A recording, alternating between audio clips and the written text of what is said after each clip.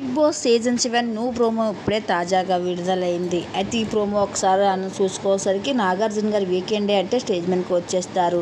Sunday పండే అంటూ ఫన్నీగా ఒక గేమ్ని అయితే ఆడించాడు. లేడీస్ని బాస్ని అందరినీ కూడా సపరేట్గా డివైడ్ చేస్తూ వాళ్ళ చేతికి ఒక స్నేక్ ఉన్న ప్లాస్టిక్ బొమ్మ ఇచ్చి దాంతో ఆట ఆడిస్తాడు. అందరిలో కూడా ఫన్నీగా కొంతసేపు వాళ్ళతో టైం స్పెండ్ చేస్తాడు నాగార్జున గారు.